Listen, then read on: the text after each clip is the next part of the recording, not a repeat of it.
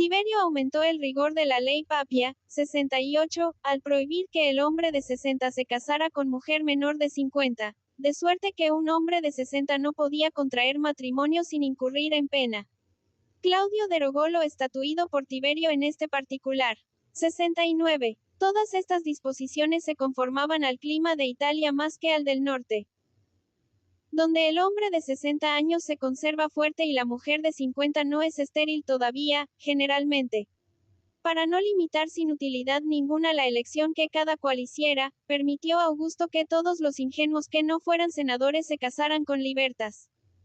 70. La ley Papia les prohibía a los senadores el casarse con mujeres manumitidas y con las que hubieran trabajado en el teatro. Y en tiempo de Ulpiano, los ingenuos no podían casarse con hembras de mala vida ni con las que hubieran sido condenadas en juicio público. Indudablemente habría un senado consulto, o más de uno, que así los dispusiera. En tiempo de la República no se dictaron leyes de esta clase, porque se bastaban los censores para impedir los desórdenes o para corregirlos si se presentaban. 63. Idem, de idem, ti. 14. Parece que las primeras leyes Julias concedían 3 años, véase la arenga de Augusto, en Dion, libro 56, y la vida de Augusto, en Suetonio, cap. 24. La ley Papia señaló 2 años, otras leyes nada más que 1. Estos cambios no eran del gusto del pueblo, ni la ley era tampoco popular, pero Augusto la templaba o la extremaba según el estado de los ánimos. 64. Véase de Ritu Nuptiarum, en la ley Papia, t. 35. 65. Véanse Dion, libro 54, y Suetonio, in Octavio, cap. 34. 66. Código de Nuptiis, ley 27. 67. Fragmentos de Ulpiano, t. 14, par. 3. 68. Suetonio, in Claudio, capítulo 23. 69. Idem, idem. 70. Véase en Dion la arenga de Augusto. Constantino hizo una ley por la cual quedaban inclusos en la prohibición de la ley Papia todos los que tuvieran alguna categoría en el Estado, aunque no fueran senadores, sin que la ley mencionara a las personas de condición humilde. Esto constituyó el derecho de aquel tiempo, y ya no se prohibieron tales matrimonios nada más que a los comprendidos por su calidad en las cláusulas de la ley de Constantino, ley que Justiniano derogó, permitiendo tales matrimonios a toda clase de gentes. De aquí proviene la triste libertad que hemos adquirido. Es claro que las penas señaladas para los que se casaban contra las prescripciones de la ley eran las mismas que se imponían a los que no se casaban. Tales matrimonios no ofrecían ninguna ventaja civil, la dote caducaba a la muerte de la mujer. 71. Como Augusto adjudicó al erario las herencias y legados de las personas incapacitadas para suceder. 72. Estas leyes parecieron más bien fiscales que civiles y políticas. El desagrado con que ya se veían unas restricciones que parecían tiránicas, aumentó con el disgusto de verse continuamente amenazados por la codicia del fisco. Esto fue causa de que en tiempo de Tiberio se hiciera en estas leyes una modificación. 73. De que Nerón disminuyera las gratificaciones a los denunciadores. 74. De que Trajano reprimiera los latrocinios del fisco. 75. De que Severo, en fin, reformara aquella legislación. 76. Considerada odiosa por los jurisconsultos. Por otra parte, los emperadores debilitaron estas leyes dando los privilegios de maridos, de padres y de 3 hijos. 77. Hicieron más. Dispensar a los particulares de las penas señaladas en las mismas leyes. Aunque las leyes establecidas, teniendo en cuenta la utilidad pública, no admiten dispensa. 78. Era razonable otorgar el derecho de hijos a las vestales, puesto que su virginidad era un precepto religioso. 79. Como se dio privilegio de maridos a los soldados que no podían casarse. 80. A los emperadores se les eximía de la sujeción a 71. Véase más adelante el cap. 13 del libro 26. 72. Excepto en algunos casos, véanse los fragmentos de Ulpiano, t. 18 y la ley única en el código de Caduc, Toyent.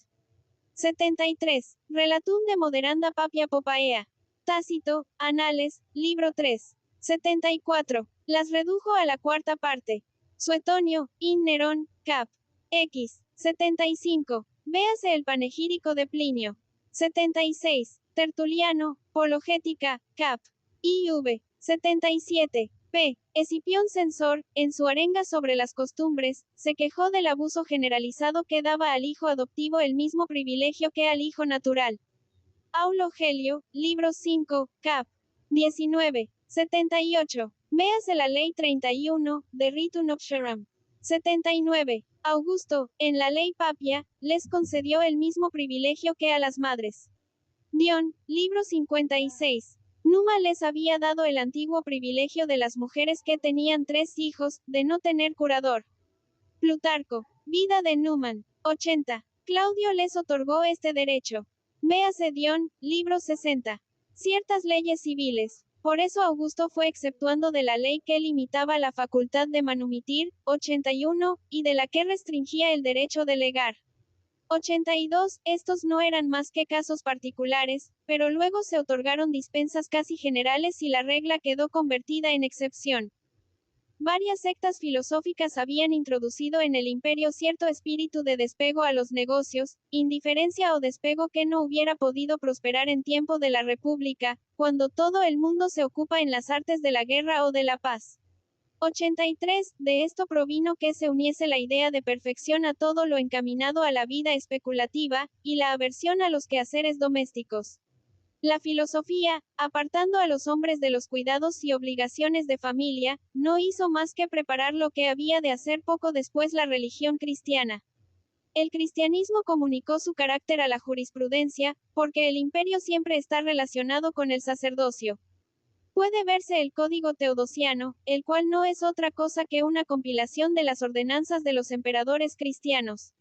84. Un panegirista de Constantino dice, dirigiéndose a este emperador: vuestras leyes no se han hecho más que para corregir los vicios y enmendar las costumbres. Habéis quitado el artificio de las leyes antiguas, que parecían proponerse nada más que tender lazos a la sencillez. Seguramente los cambios que hizo Constantino se fundaban en ideas referentes a la introducción del cristianismo, o en otras tomadas de su ideal de perfección. De las primeras proceden todas las leyes que invistieron de tanta autoridad a los obispos y han sido la base de la jurisdicción eclesiástica, y también las que mermaron la autoridad paterna quitándole al padre la propiedad de los bienes de sus hijos. 85. Para que una religión nueva se propague conviene dar independencia a los hijos, que han de sentir apego a la vieja religión. Las leyes que buscaban el ideal de la perfección cristiana fueron las que, principalmente, anularon las penas de las leyes papias, al exceptuar de las mismas tanto a los no casados como a los casados sin hijos. Estas leyes se habían establecido, dice un historiador eclesiástico, 86, cual si la multiplicación de la especie humana pudiera ser obra de nuestros actos, sin comprender que crece o decrece como la providencia determina. 81. Leg. Apud. Eum. De manumisionib. Par. 1. 82. Véase Dion, libro 56. 83. En los oficios de Cicerón puede verse lo que éste pensaba de aquel espíritu especulativo. 84. Nazario, in panegirico Constantini, año 321. 85. Véanse las leyes 1, 2 y 3 del Código Teod. De bonis maternis maternique generis, etc. Y la ley única del mismo Código de bonis quae filiis famil, Aquiruntur. 86. SOZOMENO, página 27. Los principios de la religión han influido mucho en la propagación de la especie humana, o la han favorecido, como entre los judíos, 87, los maometanos, los huebros y los chinos, o la han contrariado, como sucedió entre los romanos convertidos al cristianismo. Se predicaba a todas horas la continencia, es decir, la más perfecta de las virtudes, puesto que está al alcance de poquísimas personas. Constantino había conservado las leyes decimarias, que daban más latitud a las donaciones entre marido y mujer a medida que era mayor el número de hijos. Teodosio las abrogó. Justiniano declaró válidos todos los matrimonios prohibidos por las leyes papias. 88. Ordenaban estas que se celebrar nuevo matrimonio cuando el anterior se disolvía. Justiniano concedió ventajas a los que no se casaban nuevamente.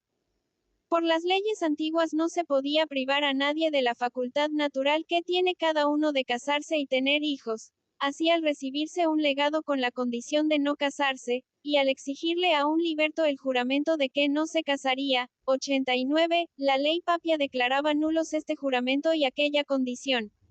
90. Las cláusulas de mantenerse en viudez, usuales entre nosotros, se hallan en contradicción con el derecho antiguo y se derivan de las constituciones de los emperadores, inspiradas en las ideas de perfección. No hay ley alguna que contenga la abrogación expresa de los privilegios y de los honores que los romanos del paganismo concedieron a los que se casaban y al número de hijos que tuvieran. Lo que hay es que el cristianismo da la preeminencia al celibato, y donde quiera que éste es enaltecido es imposible honrar al matrimonio, puesto que pudo obligarse a los administradores a renunciar a tantos beneficios con abolir las penas, se comprende que aún fuera más fácil quitar las recompensas. La misma razón espiritualista que llevó a permitir el celibato impuso pronto la necesidad de establecerlo. No quiera Dios que yo diga una palabra contra el celibato adoptado por la religión. ¿Quién podría no censurar acervamente el que es producto del libertinaje, aquel en que los dos sexos, pervirtiéndose por los mismos sentimientos naturales, huyen del vínculo que los haría mejores para vivir en el que los empeora? Es regla sacada de la naturaleza que, cuanto más se disminuye el número de matrimonios que podrían efectuarse, tanto más se corrompen los que existen. A menos personas regularmente casadas, menos fidelidad en los matrimonios, como al aumentarse el número de ladrones son más numerosos los robos. 87. La ley de Moisés combatía el celibato, y la esterilidad se miraba como un oprobio entre los israelitas. 88. Leg. Sansimus, Cod. de Nuptiis. 89. Leg. V. Par. 4. De Jure Patrón. 90. Paulo, Sentencias, Libro 3, T. 12. Capítulo 22. De la EXPOSICION de los hijos.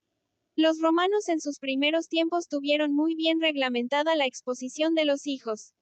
Rómulo impuso a todos los ciudadanos la obligación de criar a los hijos varones y a la mayor de las hembras. 91. Si los hijos eran deformes y monstruosos, el padre podía exponerlos después de haberlos mostrado a 5 de los vecinos más próximos. Rómulo no permitió matar a los hijos menores de 3 años, conciliando así el derecho de vida y muerte que los padres tenían sobre los hijos con la prohibición de exponerlos. En Dionisio de Halicarnaso leemos, además, 92, que la ley ordenando a los ciudadanos casarse y criar a todos los hijos estaba en vigor el año 277 de Roma. Se ve, pues, que el uso había restringido la ley de Rómulo que autorizaba la exposición de las hembras. De lo que estatuyera la ley de las 12 tablas, publicada el año 301 de Roma, acerca de la exposición de los hijos, solo tenemos noticia por un pasaje de Cicerón en el libro 3 de las leyes, donde dice, hablando del tribunado del pueblo, que fue ahogado apenas hubo nacido, como el hijo monstruoso de las 12 tablas. Se conservaban, por tanto, los hijos no monstruosos, de modo que dicha ley no alteró en este punto las instituciones precedentes. Los germanos, dice Tácito, no exponen a sus hijos, y entre ellos tienen más fuerza las buenas costumbres que en otras partes las buenas leyes. 93. Había entre los romanos leyes contra este uso y no se respetaron. No se encuentra ninguna ley romana que permita exponer a los hijos. Sin duda fue esto un abuso introducido en los últimos tiempos, cuando el lujo acabó con el bienestar de las familias, cuando a las riquezas divididas se las llamó pobreza, cuando el padre entendió perder lo que daba a los suyos y distinguió la familia de la propiedad. 91. Dionisio de Halicarnaso, Antigüedades Romanas, Libro 2. 92. Idem, Libro 9. 93. De Moribus Germanorum. Capítulo 23. Del estado del universo después de la DESTRUCCION de los romanos. Los reglamentos que hicieron para aumentar la población, no dejaron de surtir efecto mientras la República, en toda la fuerza de su institución, no tuvo que reponer más pérdidas que las consecuencias de su valor, de su audacia, de su firmeza, de su amor a la gloria y de su misma virtud. Pero poco después ya no bastaron las leyes más sabias para restablecer lo que habían destruido sucesivamente una república moribunda, un desorden general, un gobierno militar, un imperio duro, un despotismo soberbio, una monarquía débil, una corte estúpida, idiota y supersticiosa. No parecía sino que los romanos habían conquistado el mundo para debilitarlo y entregarlo sin defensa a los bárbaros. Las naciones góticas, géticas, sarracenas y tártaras los oprimieron una tras otras, y bien pronto los pueblos bárbaros no tuvieron que destruir sino otros pueblos bárbaros. Así en los tiempos fabulosos, después de las inundaciones y diluvios, brotaron de la tierra hombres armados que se exterminaron entre sí. Capítulo 24. Mudanzas acaecidas en Europa respecto al número de habitantes. En el estado que se hallaba Europa no se hubiera creído que se podría reponer, sobre todo cuando llegó a formar un vasto imperio en tiempo de Carlomagno. Pero entonces, por la misma naturaleza del gobierno establecido, se dividió en una infinidad de soberanías pequeñas. Y como cada señor o pequeño soberano residía en su localidad, ciudad o aldea, como ninguno era grande, rico, poderoso, ¿qué digo? Como ninguno tenía seguridad sino por el número de habitantes de que dispusiera, todos se esmeraron con el mayor interés en que floreciera el pequeño territorio de su soberanía. Esto produjo tan buenos resultados, que a pesar de las irregularidades del gobierno, de la falta de luces, de las continuas guerras que se suscitaban, la mayor parte de las comarcas de Europa llegaron a contar más habitantes que los que tienen hoy. No tengo tiempo bastante para tratar a fondo esta materia. Citaré no obstante los ejércitos numerosísimos de los cruzados, compuestos de toda clase de gentes. Dice Pufendorf, 94, que en tiempo de Carlos IX tenía Francia 20 millones de habitantes. Las reuniones sucesivas de los estados pequeños han traído la actual disminución. Cada ciudad de Francia ha sido una capital. Ahora no hay más que una. Cada región del estado era un centro de poder. Hoy dependen todas de un centro común, de un centro único, el cual, por decirlo así, es el estado. 95. Capítulo 25. CONTINUACION de la misma materia. En verdad que la navegación ha aumentado en Europa considerablemente desde hace un par de siglos. Esto le ha hecho ganar habitantes y se los ha hecho perder. De Holanda salen todos los años para las Indias muchos marineros y solo vuelven 2/3 partes. Los restantes perecen o se establecen en aquellos países. Poco más o menos, debe suceder lo mismo a las otras naciones comerciales. 96. No hay que juzgar de Europa como de un estado particular que tuviera él solo una gran navegación. En ese estado particular no menguaría la población, al contrario crecería, porque de todas las naciones vecinas acudirían marineros para tomar parte en la navegación. Europa, aislada del mundo por los mares y por la religión, 97, no puede compensar sus pérdidas de este modo. Capítulo 26. Consecuencias. De lo dicho se deduce que Europa tiene todavía necesidad de leyes que favorezcan la multiplicación de la familia humana. Por lo mismo, así como los políticos griegos hablan siempre del excesivo número de ciudadanos que pesaban sobre la República, los políticos modernos hablan de los medios conducentes a aumentar la población. 94. Historia del universo, Cap. V. 95. Se ve con cuánta razón se ha dicho que Montesquieu fue un precursor de los girondinos. Por algo era natural de la Gironda, cuna del pálido federalismo francés. 96. De España y Portugal no iban solamente los marinos, sino toda clase de trabajadores y de aventureros. Y no se quejaba en las Indias una tercera parte, sino casi la totalidad. Esta fue una de las causas de la despoblación de la península. 97. En efecto, la rodean países maometanos. Capítulo 27. De la ley hecha en Francia para favorecer PROPAGACION de la especie. Luis XIV concedió pensiones para los que tuvieran 10 hijos, y otras mayores para los que tuvieran 12 o más, 98, pero lo importante no era dar premios a los prodigios. Lo que hubiera convenido para formar cierto espíritu general que inclinase a la propagación de la especie, era establecer, a ejemplo de los romanos, premios y penas generales. Capítulo 28. De cómo puede REMEDIARS la DESPOBLACION.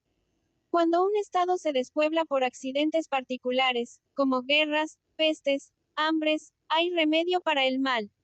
Los hombres que quedan conservan el espíritu de trabajo y de industria. Pueden buscar remedio a los daños padecidos y llegar a ser más industriosos que antes por efecto de la misma calamidad que sufrieron. El mal no es incurable sino cuando la despoblación ha sido lenta, cuando viene de muy atrás, por ser resultado de algún vicio interno o de una gobernación desastrosa. En este caso, los hombres han perecido por una dolencia insensible y habitual. Nacidos en la flojedad y la miseria, víctimas de las violencias y preocupaciones del gobierno, se van aniquilando sin comprender la causa de su destrucción. Los países asolados por el despotismo o por los privilegios desmedidos que se otorgan al clero con perjuicio de los laicos, son dos grandes ejemplos de lo que decimos. Para repoblar un país de esta manera se hubiese despoblado, en vano se esperaría lograrlo por los nacimientos. Habría pasado la oportunidad. Los hombres en sus desiertos no tendrían ánimos, ni actividad, ni industria. Con tierras bastantes para alimentar a un pueblo, apenas les había para alimentar a una familia, para criar a los niños que nacieran. 98. Edicto de 1666. En semejantes países, el pueblo bajo no tiene parte ni aun en su miseria, es decir, en los yermos que los cubren. No hay más que eriales donde el clero, los príncipes, las ciudades y algunos individuos se han hecho insensiblemente dueños de todos los campos. Estos quedan incultos y los trabajadores nada tienen. Las familias destruidas no han dejado más que pastos, y aún estos utilizados solamente por los poderosos. En tal situación, habría que hacer en toda la extensión del imperio lo que hacían los romanos en una parte del suyo, repartir las tierras entre las familias que no tienen nada, dándoles medios de desmontarlas y sembrarlas. Este reparto debería hacerse a medida que hubiese un hombre a quien entregar su parte, de modo que no hubiera un solo momento perdido para el trabajo. Capítulo 29. Asilos y hospitales. Un hombre no es pobre por no tener nada, sino por carecer de trabajo. El que trabaja, aunque nada posea, es tan rico o más que quien sin trabajar tenga una renta de 1 centenar de escudos. El que nada tiene, pero sabe un oficio, no es más pobre que el dueño de una tierra, que él ha de labrar para poder vivir. El artesano que deja su arte por toda herencia a sus hijos, les deja un caudal multiplicando por el número de ellos.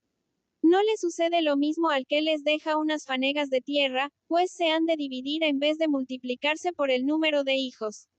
En los países comerciales, donde muchos individuos no tienen más que su arte, se ve a menudo el Estado en la obligación de proveer a las necesidades de los ancianos, de los inválidos y de los huérfanos.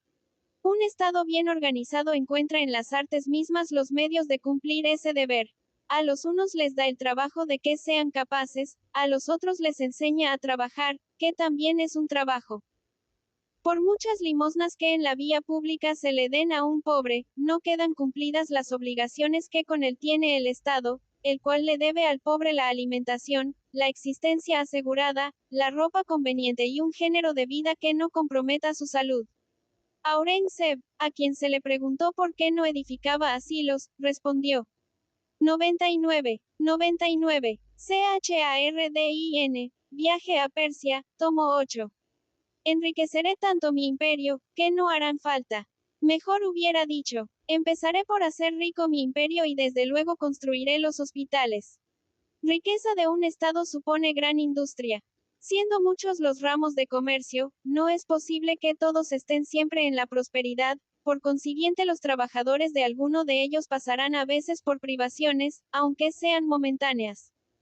Entonces llega la ocasión de que el Estado acuda pronto al remedio, sea para impedir que el pueblo sufra, sea para evitar que se revuelva. Es entonces cuando hacen falta auspicios, o medidas adecuadas para precaver las consecuencias posibles de un estado de miseria. Pero cuando la nación es pobre, la pobreza particular se deriva de la general. Es, por decirlo así, una parte de la miseria común. En este caso, no bastan a remediarla todos los hospitales del mundo. Al contrario, estimulando la pereza, aumentan la pobreza general y consiguientemente la particular.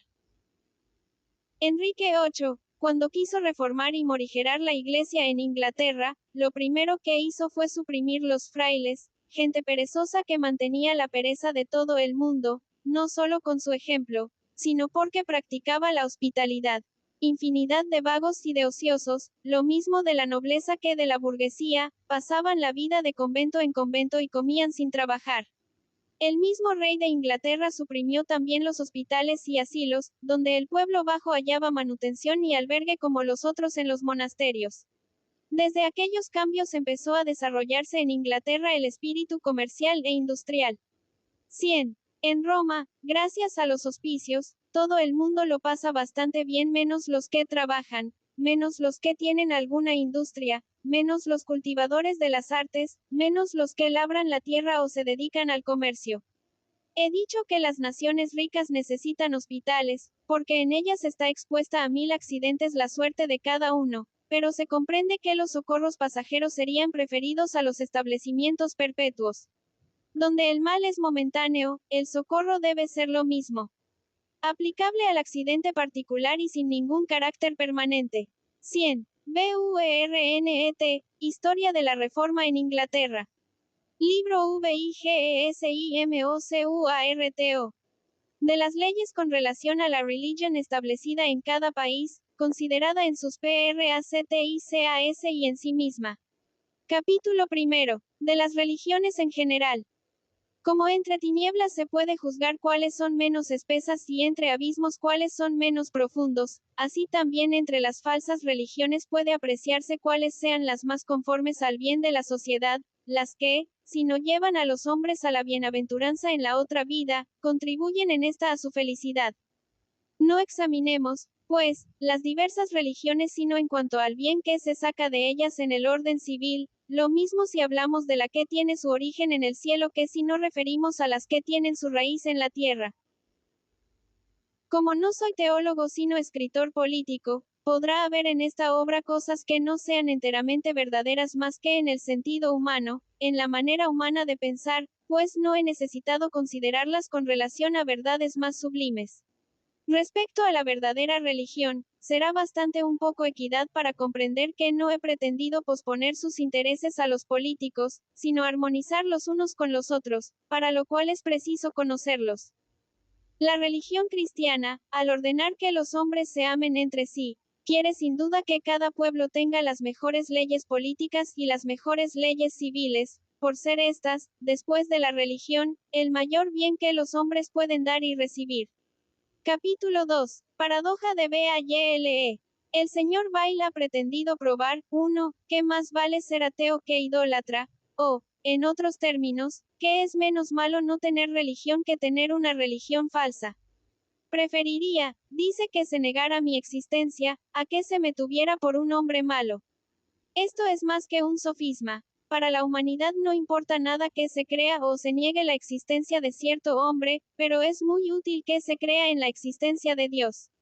De la idea de que no lo hay se deduce la de nuestra independencia. Y si esta idea es inconcebible, se concibe a lo menos la de nuestra rebelión. Decir que la religión no es un freno porque no enfrena siempre, es como si se dijera que las leyes civiles tampoco son represivas por no haberlo sido en algún caso. Es mala manera de razonar contra la religión el reunir en un volumen el largo repertorio de los males que ha causado, omitiendo los bienes que ha producido.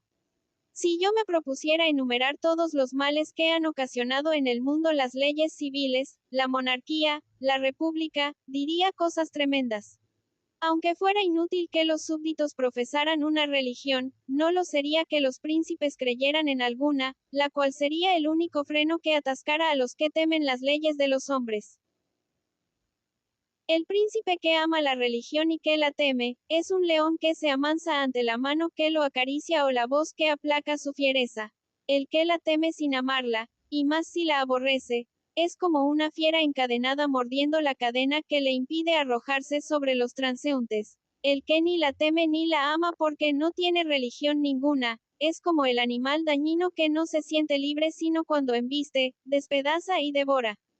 La cuestión no está en saber si es preferible que un hombre o un pueblo carezcan de religión o que abusen de ella, sino en saber, si es mejor abusar algunas veces de la religión o que no exista ninguno. Para atenuar el horror del ateísmo se pinta la idolatría con colores demasiado negros. No es cierto que los antiguos, si erigían altares a algún vicio, demostraran con ello que lo amaban. al contrario, era señal de que lo aborrecían. Cuando los lacedemonios alzaron un templo al miedo, esto no quería decir que aquella nación valiente le pidiera al dios Pan que llevara el pánico al corazón de sus guerreros. Había divinidades a las que pedían que les inspirasen tal o cual sentimiento, y otras a las que rogaban que los libraran de él. 1. Pensamientos sobre el cometa. Capítulo 3. El gobierno moderado conviene más a la religión cristiana y el despotico a la mahometana. La religión cristiana se aviene mal con el despotismo puro. La dulzura recomendada por el Evangelio es opuesta a la cólera despótica del soberano, a las crueldades de un déspota. Como la religión cristiana ha prohibido la pluralidad de mujeres, los príncipes no viven recluidos en sus palacios, están más en contactos con sus súbditos, son más hombres, se hallan más dispuestos a limitar sus facultades y a comprender que lo pueden todo. Mientras los príncipes mahometanos dan sin cesar la muerte o la reciben, la religión hace más tímidos o menos crueles a los príncipes cristianos. El príncipe cristiano cuenta con sus súbditos, y a su vez los súbditos cuentan con su príncipe. La religión cristiana, que al parecer no tiene más objeto que la felicidad en la otra vida, nos hace felices además en esta. La religión cristiana, a pesar de la extensión del imperio y del vicio del clima, ha impedido que el despotismo se establezca en Etiopía, llevando a esa parte de África las leyes y las costumbres de Europa. Como cristiano, el príncipe heredero de Etiopía da a los demás súbditos ejemplo de amor, de obediencia, de fidelidad. Bien cerca de allí se ve cómo el mahometismo encierra a los hijos del rey de Sennar y que, cuando éste muere, el consejo los manda degollar en honra y servicio del que se sube al trono. 2. Si consideramos los continuos asesinatos y matanzas de los reyes y caudillos griegos y romanos, si recordamos también las ciudades que destruyeron, si no echamos en olvido cómo asolaron el Asia Tamerlán y Gengis Khan, veremos que somos deudores el cristianismo de cierto derecho político en el gobierno y de cierto derecho de gentes en la guerra, que la humanidad nunca le agradecerá bastante. Ese derecho de gentes es el que hace que la victoria, cuando no se ciega en la embriaguez de la sangre, deje a los pueblos vencidos lo que más les interesa: la vida, la libertad, las leyes, los bienes, y siempre la religión. 2. Ponce, Relación de Etiopía. Véase la cuarta colección de las cartas edificantes. Puede decirse que los pueblos de Europa no están hoy más desunidos que lo estaban los pueblos y los ejércitos, o unos ejércitos de otros, en el Imperio Romano, cuando éste degeneró en despótico y militar. Se recompensaba entonces a los combatientes dejándoles entrar a saco en las ciudades, se despojaba a los vencidos de sus posesiones, se confiscaban las tierras y se repartían entre los vencedores. Capítulo IV. Consecuencias del carácter de la religión cristiana y del de la mahometana. Visto el carácter de la religión cristiana y el de la mahometana, se debe sin más examen la una y rechazar la otra, porque es para nosotros mucho más evidente que una religión debe suavizar las costumbres de los hombres, que no el que sea verdadera. Es triste la humanidad que la religión sea dada por un conquistador. La mahometana, que no habla de otra cosa sino de la violencia, obra siempre en los humanos con el destructor espíritu que la fundó. La historia de Sabacón, uno de los reyes pastores, 3, es admirable. El dios de Tebas se le apareció en sus sueños y le ordenó matar a todos los sacerdotes de Egipto. Sabacón juzgó que no reinaba a gusto de los dioses, puesto que le mandaban hacer cosas opuestas a su voluntad, y se retiró a Etiopía. 4. Capítulo V. La religión católica es más propia de una monarquía. La protestante se acomoda mejor a una república. El formarse una religión en un Estado, se adapta por lo común al régimen político, al gobierno existente en el país, porque los hombres que la reciben y los que la enseñan no suelen tener otras ideas que las del Estado en que nacieron y viven. 3. Diodoro, libro 1-4. Jamás se ha hecho mejor uso ni aplicación más útil de uno de nuestros errores más desatinados, la fe en los sueños. Servan. Cuando pasó la religión cristiana por la escisión lamentable que la dividió, hace 2 siglos, en católica y protestante, los pueblos del norte se hicieron protestantes y los del mediodía se mantuvieron católicos. Y es que los pueblos del norte siempre han tenido y tendrán un espíritu de independencia que no tienen los meridionales. Por eso a los primeros les convenía más una religión que no tiene un jefe visible. Aún dentro de los países en que triunfó la religión protestante, se hicieron las revoluciones según el gobierno existente en cada uno. Lutero, que contaba con príncipes poderosos, no hubiera logrado que encontraran bien una autoridad eclesiástica desprovista de preeminencia exterior.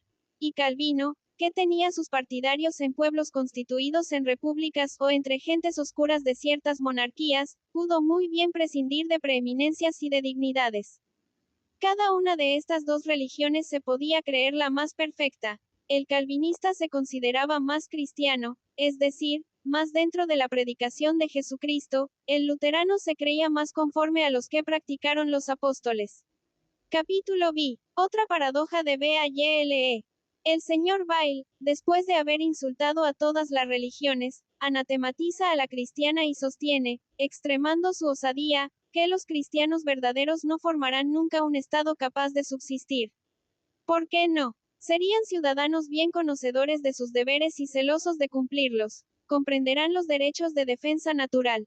Cuando más creyeran deber a la religión, tanto más creerían deber a la patria. Algunos principios del cristianismo, bien grabados en el corazón, tendrían mucha más fuerza que el falso honor de las monarquías, las virtudes puramente humanas de las repúblicas y el temor servil de los estados despóticos. Parece mentira que tan grande hombre desconozca el espíritu de su propia religión, que no acierte a distinguir el cristianismo de las reglas para establecerlo, que confunda meros consejos con los preceptos del Evangelio. Cuando un legislador en lugar de dar leyes da consejos, es porque entiende que los diera como leyes serían contrarias al espíritu de las leyes. Capítulo 7. De las leyes de Perfección en la religión. Las leyes humanas se dirigen al entendimiento, por lo que deben dar preceptos y no consejos. La religión, que le habla al sentimiento, debe dar consejos y no preceptos. La religión no da reglas para el bien, sino para lo mejor. No para lo bueno, sino para lo perfecto. Conviene por lo mismo que los suyos sean consejos y no leyes, porque éstas son para todos, y la perfección no es para la universidad de las personas ni de las cosas. Además, si fueran leyes, serían necesarias otras para hacerlas observar. El celibato fue un consejo del cristianismo. Si más tarde se hizo ley para cierta clase de personas, hubo que formular nuevas leyes para que no se eludiera su observancia. 5. El legislador se cansó a la sociedad, en su empeño de que los hombres ejecutaran por precepto lo que por simple consejo hubieran ejecutado los amigos de la perfección. Capítulo 8. De la coincidencia de las leyes de la moral con las de la religión. En un país que tiene la desgracia de que su religión no sea la que Dios ha dado, es indispensable que, a lo menos, estén las creencias concordes con la moral. Así la religión, aun siendo falsa, es la mejor garantía que pueden tener los hombres de la probidad ajena. Los puntos principales de la religión que profesan los habitantes de Perú son los que siguen: no matar, no robar, huir de la impudencia, no hacer ningún mal al prójimo, sino todo el bien posible. 6. Con estos mandamientos creen que hay bastante para salvarse en cualquiera religión, de lo cual resulta que estos pueblos pobres y altivos se muestran generosos y compasivos con los desgraciados. 5. Dupin, Biblioteca de Autores Eclesiásticos del siglo VI, tomo V. 6. Véase el tomo 3, primera parte, página 63, de la colección de viajes, obra citada repetidas veces. Capítulo IX. De los esenios. Los esenios hacían voto de ser justos, de no hacer daño a nadie ni aun por obediencia, de odiar la injusticia, de amar y sostener la verdad abrazando siempre su partido, de guardar fe a todo el mundo y de no buscar ninguna ganancia ilícita. 7. Capítulo X. De la secta estoica. Las diversas sectas filosóficas de los antiguos podían considerarse religiones. Jamás ha habido ninguna cuyos principios fuesen más dignos del hombre ni más a propósito para formar gente de bien que la de los estoicos, y si yo pudiera olvidar por un momento que soy cristiano, incluiría entre las desgracias del género humano la destrucción de la secta de Zenón. Esta no extremaba sino las cosas en que hay grandeza, como el desprecio de los placeres y del dolor. Ella sola sabía formar ciudadanos. ella sola hacía los grandes hombres, ella sola modelaba los grandes emperadores. Haced abstracción por un momento de las verdades reveladas. Buscad en toda la naturaleza y no encontraréis nada más grande que los antoninos, Juliano mismo, Juliano, y una declaración tan espontánea no me hará cómplice de su apostasía, no, después de este príncipe no ha habido otro más digno de gobernar a los hombres. Los estoicos miraban como cosas vanas las riquezas, las grandezas humanas, el dolor, las penas y los placeres, no ocupándose más que en laborar por el bien de los hombres y en cumplir con sus deberes sociales. Podría decirse que consideraban aquel espíritu sagrado que creían residir en ellos, como una providencia bienhechora que velaba por el género humano.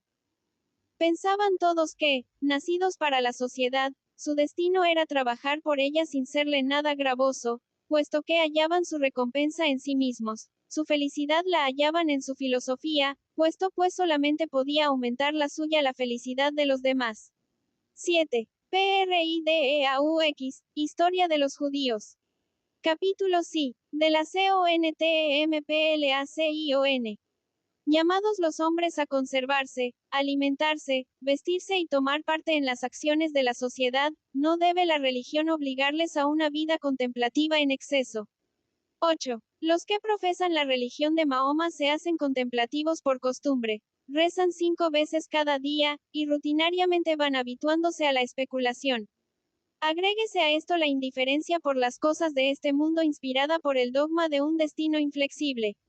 Si al mismo tiempo concurren otras cosas a hacerlos indiferentes a todo, como la dureza del gobierno o las leyes concernientes a la propiedad, entonces puede darse todo por perdido. La religión de los huebros, que corregía los malos efectos del despotismo absoluto, hizo en otros tiempos que el reino de Persia prosperase. La religión maometana es lo que destruye hoy el mismo imperio. Capítulo 12. De las penitencias. Es lo bueno que las penitencias vayan unidas a la idea de trabajo y no a la ociosidad, a la idea del bien y no a la idea de lo milagroso, a la idea de sobriedad y no a la de avaricia. Capítulo 13. De los delitos INEXPIABLES. Resulta de un pasaje de los libros de los pontífices, por Cicerón citado, 9, que 8. Este es el inconveniente de la doctrina de Foe y de Laoquium. 9. En el libro 2 de las leyes. Había en Roma delitos inexplicables. 10. Y en esto funda Zósimo su relación tan acabada para mancillar la célebre conversión de Constantino, como funda Juliano la burla amarga que hizo en sus Césares de la misma conservación. El paganismo, aquella religión que no prohibía más que algunos crímenes groseros, que detenía la mano y dejaba el corazón, podía tener delitos inexpiables. Pero una religión que se extiende a todas las pasiones, una religión que alcanza a todos los actos, y se cuida tanto como de los actos de los deseos y de los pensamientos, que no nos ata con algunas cadenas sino con un sinnúmero de hilos, que deja tras sí la justicia humana para iniciar otra justicia, que es adecuada para llevar del arrepentimiento al amor y del amor al arrepentimiento, que pone entre el juez y el criminal un gran mediador, y entre el justo y el mediador un gran juez. Una religión así no debe tener delitos inexpiables. Mas aunque a todos inspire temores y esperanzas, bien deja entender que si no hay delito por su naturaleza inexpiable, toda una vida puede serlo. Que sería peligroso atormentar de continuo la misericordia con nuevos delitos y nuevas expiaciones. Que inquietos por las antiguas deudas y nunca en paz con el Señor, debemos temer que deudas nuevas colmen la medida de su bondad paternal. Capítulo 14. De cómo la fuerza de la religión se aplica a la de las leyes civiles. Las religiones y las leyes civiles deben tender principalmente a hacer a los hombres buenos ciudadanos. Si las unas se apartan de tal fin, las otras deben acercarse más a él. De suerte que, cuanto menos reprima la religión, más deben las leyes civiles refrenar. Así en el Japón, no teniendo casi ningún dogma la religión dominante, que no habla de paraíso ni de infierno, son las leyes de una gran severidad y se ejecutan con una puntualidad extraordinaria.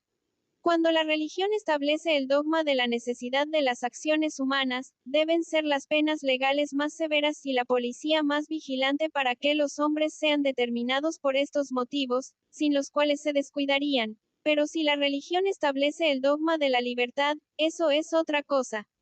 10. Sacrum commissum, quod nece expiari poterit, impie commissum est, quo explari poterit, publici sacerdotes expianto. De la pereza del alma nace el dogma de la predestinación maometana, como el dogma de la predestinación nace la pereza del alma. Se dice, todo lo que ocurre está en los decretos de Dios, por consiguiente crucémonos de brazos. Cuando así se piensa, las leyes deben excitar a los hombres adormecidos por la religión. Si la religión condena cosas que las leyes civiles deben permitir, es peligroso que las permitan. Faltaría la armonía, tan necesaria entre las leyes de la religión. Los tártaros, en tiempo de Gengis Khan, tenían por pecado y hasta por crimen capital poner el cuchillo en el fuego, apoyarse en el látigo, golpear al caballo con la rienda, romper un hueso con otro, y no creían cometer pecado alguno al violar la fe, al apoderarse de los ajenos, al injuriar a un hombre ni al matarlo. 11. En una palabra, las leyes que hacen mirar como necesario lo que es indiferente, hace que se mire como indiferente lo que es verdaderamente necesario. Los isleños de Formosa creen en una especie de infierno, 12, pero lo suponen destinado únicamente a castigar a los que andan desnudos en ciertas estaciones, o se ponen vestidos de lienzo y no de seda, o van a coger ostras, o se permiten hacer alguna cosa sin consultar el canto de las aves, y no tienen por pecados la embriaguez ni la lujuria. Al contrario, piensan que el desarreglo con las mujeres y aún el libertinaje de sus hijos son cosas gratas a la divinidad. Cuando la religión aprueba o justifica por cosas externas o accidentales, pierde inútilmente el resorte más poderoso que exista entre los hombres. Los habitantes de la India creen que las aguas del Ganges poseen una virtud santificadora, 13, y que quien muere en ella a la orilla de este río se salva de las penas de la otra vida y encuentra en ella una mansión deliciosa que le sirve de morada eterna. Por eso envían desde los lugares más distantes las cenizas de los muertos para echarlas al río. ¿Qué importa el vivir o no virtuosamente? Lo importante es el ser arrojado al Ganges. 14. La idea de un lugar de recompensas lleva consigo necesariamente la de una mansión de penas. Y cuando se espera el uno sin tener la otra, las leyes civiles no tienen fuerza. Hombres que creen seguro el premio en la otra vida nada temen del legislador, porque desprecian la muerte. ¿Cómo han de contener las leyes al hombre que se cree seguro de que durará un solo momento la mayor pena que los magistrados puedan infligirle y de que al infligírsela le abren las puertas de la felicidad? 11. Puede verse la relación de Fray Doblan Carpin, enviado a Tartaria por el Papa Inocencio IV el año 1246. 12. Colección de viajes, tomo V, primera parte, página 192. 13. Cartas edificantes, colección 15. 14. No es la única religión en que se da más importancia a exterioridades y menos formulismo que a la integridad de la conciencia. Capítulo 15. Las leyes civiles corrigen algunas veces las religiones falsas. El respeto a las cosas antiguas, la sencillez o la superstición, han establecido alguna vez ceremonias o misterios que podían ser molestos para el pudor. Los ejemplos de esto no son raros en el mundo. Aristóteles dice que en tal caso la ley permite que vayan a los templos a celebrar esos misterios los padres de familia, en lugar de sus hijos y de sus mujeres. 15. Ley civil admirable, que conserva las buenas costumbres contra la religión. Augusto prohibió que la gente moza de uno y otro sexo concurriera a ceremonias nocturnas, como no fuera cada uno acompañado por un pariente de más edad. 16, y al establecer las fiestas lupercales, no consintió que los jóvenes corrieran desnudos. 17. Capítulo 16. Las leyes religiosas corrigen los inconvenientes de la constitución política. Por su parte, la religión puede ser apoyo del Estado cuando no bastan las leyes. Si el Estado, como sucede a menudo, es víctima de las agitaciones engendradas por las discordias civiles, mucho hará la religión si logra que se mantenga en calma una parte del país. En Grecia, los eleos, como sacerdotes de Apolo, gozaban de eterna paz.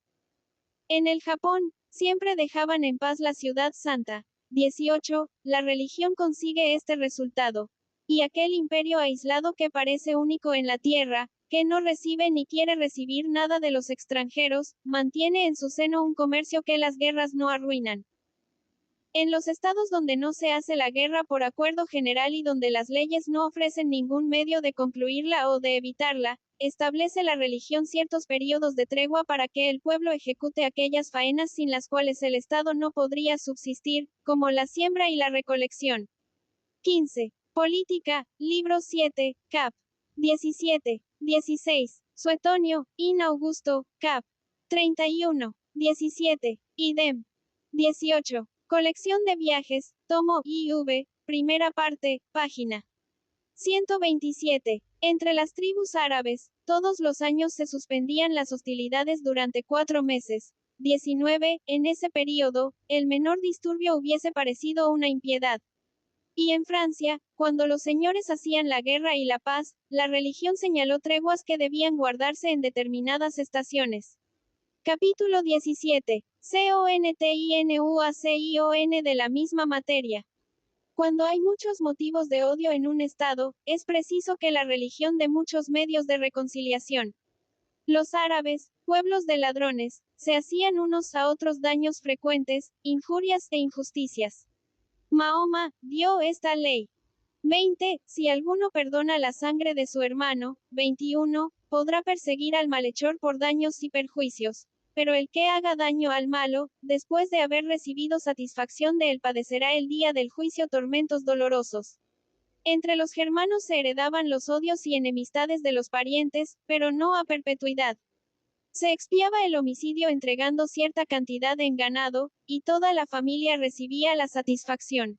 Cosa muy útil, dice Tácito, 22, porque las enemistades son muy peligrosas en un pueblo libre. Entiendo que en estas reconciliaciones intervenían los ministros de la religión, que gozaban de tanto crédito entre los germanos. Entre los malayos, 23, no existe la reconciliación, y el que mata a otro, como está seguro de ser asesinado por los parientes o amigos del muerto, se entrega al furor y hiere o mata a cuantos encuentra. 19. PRIDEAUX, Vida de Mahoma, página 64. 20. En el Corán, libro 1, cap. De la vaca. 21. Renunciando a la ley del talión. 22. De Moribus Germanorum. 23. Colección de viajes, tomo 7, página 303. Véanse también las memorias del conde de Forbin y lo que en ellas dice de las macasarienses. Capítulo 18. De cómo las leyes de la religión surten el efecto de las civiles. Formaban los griegos primitivos pequeñas agrupaciones, pueblos pequeños, dispersos casi siempre sin leyes, sin policía, que pirateaba en el mar y eran injustos en la tierra. Las grandes acciones de Hércules y de Teseo nos hacen ver en qué estado se encontraba aquel pueblo naciente. ¿Qué más podía hacer la religión que lo que hizo para inspirar horror al homicidio? Estableció que el hombre muerto violentamente se enfurecía contra el matador, le perseguía iracundo y quería que le abandonase los lugares que había frecuentado. 24. No se podía tocar al culpable ni hablar con él sin quedar mancillado o inhábil para ser testigo. 25. La ciudad había de expiar la presencia del homicida y librarse de ella. Capítulo 19. La verdad o falsedad de un dogma influye menos en que sea útil o pernicioso, que el uso o abuso que se hace de él. Los más verdaderos y más santos dogmas pueden tener funestas consecuencias cuando no están ligados con los principios de la sociedad, y a la inversa, los más falsos pueden tener consecuencias admirables cuando están relacionados con estos principios. La religión de Confucio niega la inmortalidad del alma, tampoco en ella creía la secta de Zenón. Pues bien, ambas sectas dedujeron de sus malos principios consecuencias admirables para la sociedad. La religión de los Tao y de los Foe cree en la inmortalidad del alma, pero de un dogma tan santo ha sacado consecuencias espantosas. En todas las épocas y en todas partes, la creencia mal entendida en la inmortalidad del alma ha sido causa de que las mujeres, los esclavos, los súbditos, los amigos, se hayan matado para acompañar o servir en otro mundo al que era objeto de su veneración o de su amor. Así pasaba en las Indias de Occidente, así. 24. Platón, de las leyes, libro 9. 25. Véase la tragedia Edipo, entre los dinamarqueses. 26. Todavía sucede en el Japón. 27. En Makassar. 28. Y en otros lugares de la tierra. Semejantes hechos no emanan tan directamente del dogma de la inmortalidad del alma como del de la resurrección de los cuerpos, del cual se ha sacado la consecuencia de que el individuo tiene después de muerto las mismas necesidades, sentimientos y pasiones. Desde este punto de vista, el dogma de la inmortalidad produce en los hombres una impresión prodigiosa. Y es porque la idea de una simple mudanza de vivienda está más al alcance de nuestro entendimiento y es más grata a nuestro corazón que la idea de una transformación nueva. Para una religión no es bastante el establecer un dogma, le es necesario, además, el dirigirlo. Es lo que hace de una manera admirable la religión cristiana en lo que se refiere a los expresados dogmas. Nos hace esperar un estado en que creíamos aunque no lo conociéramos ni lo sintiéramos. Todo en ella, hasta la resurrección de los cuerpos, nos conduce a ideas espirituales. Capítulo XX. Continuación de la misma materia. Los libros sagrados de los antiguos persas decían: si quieres ser santo, instruye a tus hijos, porque todas las cosas buenas que ellos hagan te serán imputadas. Aconsejaban también casarse, porque los hijos serían como un puente el día del juicio y quien no tuviera hijos no podrá pasar. Estos dogmas eran falsos, pero muy útiles. Capítulo 21. De las metempsicosis. El dogma de la inmortalidad del alma se divide en tres ramificaciones: la de la inmortalidad pura, la de un simple cambio de morada y la de la metempsicosis. Es 26. Bartolín, Antigüedades dinamarquesas. 27. Colección de viajes. Lo que aún sucedía en tiempo de Montesquieu, se ha repetido en el siglo XX. Por haber fallecido el emperador se suicidó un general. 28. Forbin, Memorias. Decir, la de los cristianos, la de los escitas y la de los indios. Acabo de hablar de las dos primeras. En cuanto a la tercera, esto es, el sistema de los indios, diré que produce buenos o malos efectos según que haya sido bien o mal dirigido. Como inspira a los hombres cierto horror el derramamiento de sangre, hay pocos homicidios, y aunque no se castiga a nadie con la pena de muerte, vive en paz todo el mundo. Por otra parte, las mujeres allí mueren quemadas al quedarse viudas, las personas inocentes son las únicas que no fenecen de muerte natural. Capítulo 22. Es perjudicial que la religion inspire horror a cosas. Por ciertos prejuicios religiosos, las castas de la India se miran con horror unas a otras. Es un honor fundado en la religión únicamente. Distinciones de familia que en el orden civil no son tales distinciones. Un indio cualquiera pudiera creerse deshonrado si comiera con su rey.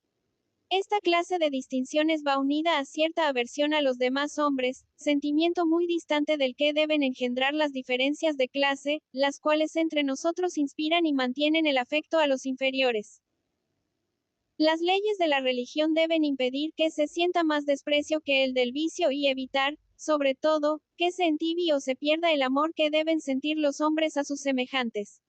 Las religiones índica y maometano tienen en su seno pueblos numerosos. Los indios detestan a los maometanos porque estos comen carne de vaca. Los maometanos odian a los indios porque comen carne de cerdo. Capítulo 23. De las fiestas. Cuando una religión ordena la suspensión del trabajo, debe atender a las necesidades de los hombres antes que a la grandeza del ser a quien pretenda honrar. En Atenas, el excesivo número de fiestas ofrecía inconvenientes graves. 29. Aquel pueblo dominador, al que sometían sus diferencias todas las ciudades griegas, carecía de tiempo algunas veces para sus negocios. Constantino, al disponer que los domingos se holgara, mandó que se observara su disposición en las ciudades y no en los campos. 30. Comprendía que el trabajo, si es útil en aquellas, es indispensable en estos. Por la misma razón, en los países comerciales debe ajustarse el número de días festivos a las necesidades del comercio. Los países protestantes, por su misma situación, necesitan más trabajo que los países católicos. 31. Por eso la supresión o reducción de fiestas ha sido más necesaria en los primeros que en los últimos. Observa un escritor, 32, que las diversiones de los pueblos varían según los climas. Como los climas cálidos producen en abundancia frutos delicados, los habitantes encuentran con facilidad lo necesario y dedican más tiempo a divertirse. Los indios de los países fríos no pueden holgar tanto, pues necesitan pescar y cazar continuamente. Por eso tienen menos danzas, menos músicas, menos festines que los meridionales. Estas diferencias debe tenerlas en cuenta una religión que hubiera de establecerse en unos u otros países. Capítulo 24. De las leyes locales de religion. Hay muchas leyes locales en las diferentes religiones. Moctezuma, al obstinarse en afirmar que la religión de los españoles era buena para España y la de los